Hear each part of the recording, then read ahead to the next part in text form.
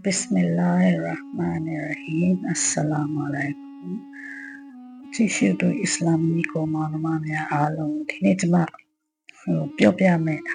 နောက်ဝါကိယတစ်ခုကတော့ဒါဝုဒ်အလိုင်စလမ်နဗီဒါဝုဒ်အလိုင်စလမ်ခင်မှာမြောက်ဖြစ်သွားတဲ့ယဟူဒီတွေမြောက်ဖြစ်သွားတဲ့ဖြစ်ရဖြစ်ပါတယ်။ဘာကြောင့်မြောက်ဖြစ်သွားလဲဆိုတာကိုကျွန်မဒီဝါကိယထဲမှာလေ့ချပြောပြမှာဖြစ်ပါတယ်နော်။ဒါဝုဒ်အလိုင်စလမ်ခေတ်ကAkbar ဆိုတဲ့နေရာတနေရာမှာအလာဆိုတဲ့ရွာတစ်ရွာရှိတယ်။အဲ့ဒီရွာထဲမှာလူဦးရေ population 9000ရှိတယ်။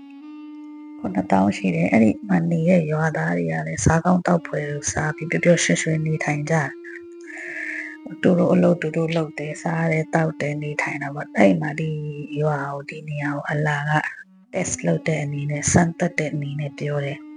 ။စနေနေ့ကိုငါမဖမ်းရငါဖန်တာစနေနေ့ကိုငါဖန်တာကိုဟာရမ်လို့တတ်မှတ်လိုက်တယ်စနေနေ့ကလွယ်လို့တခြား6ရက်ကိုဖန်လို့ရတယ်ဟာလာဒါအလာစံတက်ခြင်းလို့ပေါ့နော်စံတက်ခြင်းလို့6ရက်ကိုဟာလာတတ်မှတ်ပြီးတော့စနေနေ့ကိုဟာရမ်တတ်မှတ်လိုက်တယ်နောက်တနည်းအလာကဘလို့စံတက်လေလဲဆိုတော့အဲ့ဒီစနေနေ့မှာငါးတွေအများကြီးလာဒါသူတို့ဖမ်းကြအောင်လို့ပေါ့နော်စနေနေ့မှာငါးတွေအများကြီးလာပြီးတော့ကျန်တဲ့6ရက်နေ့မှာစနေနေ့လောက်မလာကြဘူးလာတော့လာမလာကြအောင်အဲ့ဒီအချိန်မှာရှိုက်တန်ကတော့ထုံးစံအတိုင်းသူ့ရဲ့လူရိုးလို့စင်ကိုစားတာပါပဲလူတွေကိုသွားပြီးရှိုက်တန်ကဘလို့ဖျားရအောင်လဲဆိုတော့သူရှိုက်တန်ကလူတွေရဲ့အုံနောက်ထဲမှာဒီအသိဉာဏ်ပေးလိုက်တာပေါ့ပင်လယ်ဘက်ကနေပြီးတော့မင်းတို့ရွာတွေရှိတဲ့ဘက်ကိုမြောင်းနေဖောက်လိုက်ကြဖောက်ပြီးပါလို့ရှိရင်စနေနေ့ကျရင်ဒီငါးတွေကအများကြီးလာတယ်ဆိုတော့ပင်လယ်ဘက်ကနေပြီးတော့မြောင်းထဲကိုဝင်လာလိမ့်မယ်အဲ့ဒီဝင်လာပြီဆိုရင်ပင်လယ်ဘက်ကနေမြောင်းတွေကိုပိတ်လိုက်သူညံနေညံတဲ့လူတွေကိုသူကဆွဲဆောင်တာပေါ့နော်မင်းမဖမ်းနဲ့ပိတ်လိုက်မင်းတို့မြောင်းတွေကိုပိတ်လိုက်ပြီးနောက်တစ်နေ့စနေနေ့ကူတော့နောက်တစ်နေ့ဆိုတော့တနင်္ဂနွေနေ့ပေါ့တနင်္ဂနွေနေ့ကြလို့ရှိရင်အဲ့ဒီပိတ်နေတဲ့ငါးတွေကိုဖမ်းလိုက်လွယ်လွယ်လေးဆိုပြီးတော့သူကအဲ့လိုသွားပြီးတော့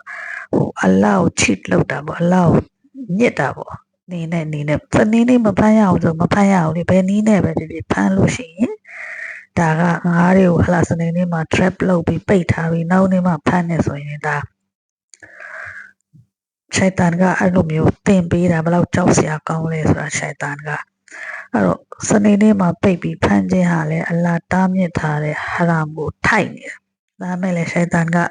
သူတို့အုံနောက်ထဲထည့်လိုက်ပြီလေသူတို့အုံနောက်ထဲအဲ့ဒီမှာဝင်သွားပြီဝင်သွားတော့သူတို့တွေကလည်းစနေနေ့မှာပဲငါဖမ်းခြင်းဒီချိန်မှာဒီနေအိမ်မှာနေတဲ့ယဟူဒီတွေကဘာဖြစ်သွားလဲဆိုတော့ group 3 group ဖြစ်သွားတယ်တ group ကဘာလဲဆိုတော့စနေနေ့ကိုငါဖမ်းလဲမဖမ်းဘူးလူတွေကိုလည်းလိုက်တာတယ်မဖမ်းနဲ့ဒါတားမြစ်ထားတာဖြစ်တဲ့အတွက်ကြောင့်မလို့မဖမ်းနဲ့အလဘကနေတားမြစ်ထားတယ်မဖမ်းနဲ့ဆိုတော့အဲ့တော့လူတွေကနားမထောင်တော့သူတို့စိတ်ပြက်ပြီးတော့သူတို့ထွက်သွားကြနံပါတ်2 group ကဘာဖြစ်လဲဆိုတော့စိတ်ထဲကတော့တည်တယ်ဒါမဟုတ်ဘူးမှားတယ်ဆိုတာဒီလောက်ရက်ကမလုပ်ရဘူးဆိုတာတော့တည်တယ်ဒါပေမဲ့သူများတွေကိုသူကမလုပ်ဖို့မတားမြစ်ဘူးတားတဲ့လူတွေကိုလည်းပြောတယ်လူတွေကိုအကြံမပြုနဲ့ပါညာဒါပေမဲ့သူတို့ကိုယ်တိုင်တော့မလုပ်ဘူးဆိုတော့အဲ့ဒီလူတွေနံပါတ်2 group ဖြစ်သွားတယ်နောက် group ကဘာဖြစ်လဲဆိုလုံးဝပေါ့တင်ပေါ့အလ္လာဟ်အမိန့်ကိုပေါ့တင်ဖီဆန်တဲ့လူတွေဖြစ်တယ်စနေနေ့မှာငါဖန်လဲဖန်တယ်ရောင်းလဲရောင်းတယ်စားလဲစားတယ်ရှိုက်တန်ရဲ့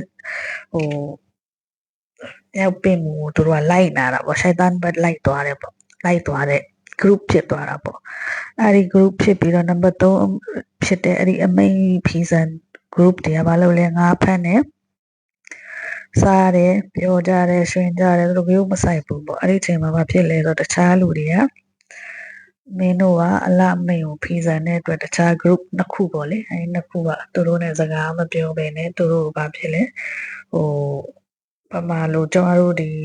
အရက်စကားနဲ့ပြောရလို့ရှိရင်တေကန်းဖြတ်လိုက်တာမခေါ်မပြောကြတော့ဘူးပေါ့နော်ခေါ်မပြောဘဲနဲ့သူတို့ကလည်းကြွားထဲမှာကြွားထဲနေတယ်ဆိုတော့တချို့ကလည်းအမျိုးတွေရှိတယ်ဆွေမျိုးသားချင်းတွေရှိတယ်တချို့ကလည်းတငယ်ချင်းတွေရှိတာပေါ့ဆွေမျိုးသားချင်းမိတ်ဆွေတွေပေါ့သူတို့ကဘာလုပ်လဲဆိုတော့ကြွားကိုနှစ်ပိုင်းပိုင်လိုက်တယ်ပိုင်းပြီးတော့အလယ်မှာနှိမ်ရန်ချလိုက်တာ နိုင်ငံခြားပြီးရွာတစ်ခုစီမှာတကားရွာတကားတစ်ခုစီလောက်တာပေါ့ဒါတို့ဖြတ်ပြီးသွားဖို့သွားရင်လည်းသွားမှာပေါ့ဒီဘက်ရွာနေဟိုဘက်ရွာကိုဖြတ်သွားရင်လည်းသွားလို့ရအောင်ဆိုပြီးတော့ရွာတကားလောက်လိုက်ဒီလောက်ရက်တွေကိုမြင်နေတယ်ဒီငါးဖက်တဲ့လောက်ရက်တူမြင်နေတဲ့အတွက်ကြောင့်မလို့ဟဇရတ်ဒါဝုဒ်အလိုင်စလာမ်ကငါးဖက်တဲ့သူအားလုံးကိုလာနတ်ပို့တယ်အလ္လာဟ်ရဲ့အမိန့်ကိုဖီဆန်တဲ့လူအားလုံးကိုလာနတ်ပို့တယ်အဲ့ဒါနဲ့ဒီငါဖမ်းပြီးတော့တို့ကဘာလုပ်လဲဆိုတော့နေကြတယ်ငါဖမ်းပြီးနောက်နေပေါ့နောက်နေဆိုတော့ဒါအခုလို့ပြောရင်တော့တနင်္ဂနွေနေ့ပေါ့တနင်္ဂနွေနေ့မှာဒီဘက်မှာနေတဲ့လူတွေကဟိုဘက်မှာနေတဲ့လူတယောက်မှမထွက်လာပါလားပေါ့ဆိုပြီးတော့စောင့်ကြည့်နေတော့တချို့ကလည်းနိုင်ငံကြော်ပြီးချောင်းကြည့်ကြတော့သူတို့အမျိုးတွေအိမ်ရှိကိုစီတွေမှာထိုင်နေကြပြီးတော့အဲ့မှာဘာဖြစ်လဲဆိုမြောက်အသွင်ပူပြောင်းတယ်သူတို့ရဲ့ခန္ဓာကိုယ်တွေမျက်နှာတွေကမြောက်ဖြစ်သွားတာပေါ့အဲ့တော့သူတို့ကကြည့်ပြီးတော့ဟာဒီလူတွေမြောက်တွေပေါ့သူတို့မမှတ်မိဘူးဘာဖြစ်လို့လဲဆိုလူတွေကမြောက်တွေကိုမမှတ်မိကြအောင်အကုန်လုံးကမြောက်ရမျက်နှာတွေဆိုတော့မမှတ်မိအဲ့တော့ဆွေမျိုးတွေဟာတွေအကုန်လုံးကပေါ့ရွာတကားကိုဖွင့်ပြီးတော့အထဲကိုသွားကြည့်ကြတာပေါ့လေဘာဖြစ်လဲတော့သူတို့တွေအားလုံးမြောက်တွေပဲဖြစ်နေတယ်ရွာကလေတိတ်ဆိတ်နေတယ်ဆိုပြီးတော့အထဲကိုဝင်ကြည့်ကြဝင်လဲကြည့်ရောဒီမြောက်အသွင်ပြောင်းသွားတဲ့လူတွေကကြတော့မှတ်မိတာပေါ့သူတို့ဆွေမျိုးတွေသူတို့မိတ်ဆွေတွေကိုမှတ်မိတော့သူတို့ကလိုက်ခေါ်ကြတာပေါ့ငါဘသူပါပဲပါပေါ့ဆိုတော့လူတွေကြတော့မြောက်ကိုမမှတ်မိအဲ့လိုမမှတ်မိတဲ့အခါကျတော့ဒီမြောက်တရားငိုကြ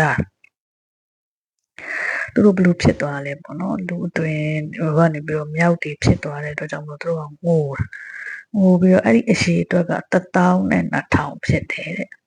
ဒါသူတို့ရဲ့အဆိုအရပေါ့နော်အသီးရဲ့အဆိုအရ12000ဖြစ်တယ်အဲ့သူတို့ဒီမြောက်တွေကဘာဖြစ်သွားလဲဆိုတော့3ရက်တိတိသူတို့ကအသက်ရှင်နေထိုင်ခဲ့တယ်အသက်ရှင်နေထိုင်ဒီတောတွင်းမှာသူတို့ကဘာဖြစ်လဲဆိုတော့နောင်တလည်းရတယ်ဖြစ်မှာပေါ့ဒီစားတဲ့သူတို့မစားနိုင်မတောက်တော့ဘူးလေမတောက်နိုင်တော့ဘူးလေလူစင်စစ်ကနေပြီးတော့မြောက်ဖြစ်သွားတယ်ဆိုပြီးတော့သူတို့ကံနေဖြစ်ပြီးမစားနိုင်မတောက်နိုင်ဖြစ်ပြီးငတ်ပြက်ပြီးတော့သူတို့အဲ့ဒီမှာပဲတည်ဆုံသွားခုနပြောခဲ့တဲ့ group 3ခုမှာရှိတဲ့ group number ဖြစ်တဲ့ကိုယ်တိုင်လည်းမဖမ်းဘူးသူများကိုလည်းတားမြစ်တဲ့အဖွဲ့ကလာဒီအဇပ်နဲ့ safe ဖြစ်သွားတာပေါ့ group number 2ဖြစ်တဲ့သူစားလည်းပိတ်နေတယ်ဖမ်းတဲ့လောက်ရက်ကိုလည်းအမှားလို့တော့မြင်တယ်ဒါပေမဲ့လူတွေကိုတော့မတားဘူးအဲ့ဒီ group ကလည်း safe ဖြစ်သွားတယ်အဲ့တော့ဒီဝါကီယာကကုရ်အာန်ထဲမှာဆိုတာဘကရာထဲမှာပါပါတယ်အဲ့တော့ဒီဖြစ်ရကကျမတို့ဘာတင်ပေးလဲဆိုတော့ကျမတို့အီမန်ရှင်တွေတို့အတွက်နော်အတူယူပွဲရဖြစ်ပါတယ်အလ္လာဟ်ရဲ့အမိန့်တော်ကိုနာခံကြောက်ရွံ့ယူတည်ပြီးအလ္လာဟ်လမ်းကိုဖြောင်းတန်ရှောက်လန်းကြပြီးတော့အလ္လာဟ်ရှင်အမိန့်တော်များကိုကျမတို့ကနာခံတဲ့ဘန္တာတွေဖြစ်ကြပါစေနောက်ပြီးတော့အလ္လာဟ်ရဲ့ရဟမတ်နဲ့ဘရကတ်ချင်းမြင်ခံရသောဘန္တာတွေဖြစ်ကြပါစေအာမင်ဆုမာမင်